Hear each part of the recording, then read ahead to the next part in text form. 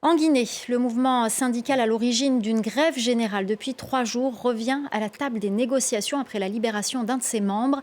Par ailleurs, un nouveau Premier ministre a été nommé hier. Il s'agit de Amadou Ouriba, un acteur majeur de la scène politique guinéenne. Pourtant, les avis sont partagés sur sa nomination. La correspondance à Conakry de Malik Diakité.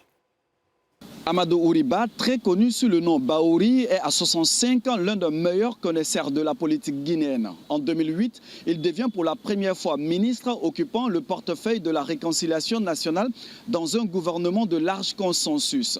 Il a connu l'exil par la suite avant de rentrer au pays en 2016.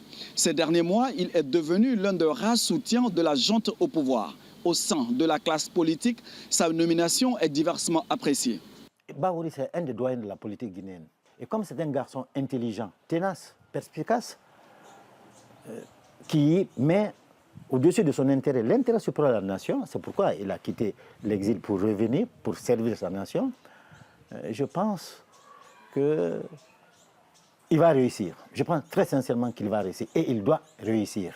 C'est une nomination qui, pour nous, est dans la continuité de l'esprit du CNRD, qui n'est pas le retour à l'ordre constitutionnel, mais plutôt la confiscation des libertés, l'anéantissement des acteurs politiques et éventuellement le glissement du calendrier de la transition. Pour quelle fin, seul l'avenir nous le dira.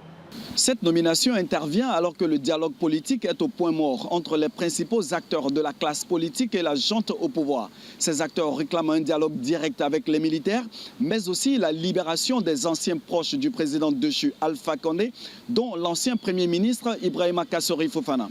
À cela s'ajoute la crise sociale que traverse le pays depuis lundi suite au mouvement de grève générale des centrales syndicales. Selon plusieurs observateurs, au-delà de ces crises, le nouveau Premier ministre devra ensuite donner un coup d'accélérateur à la mise en œuvre du chronogramme de la transition pour un retour rapide des civils au pouvoir prévu fin 2024.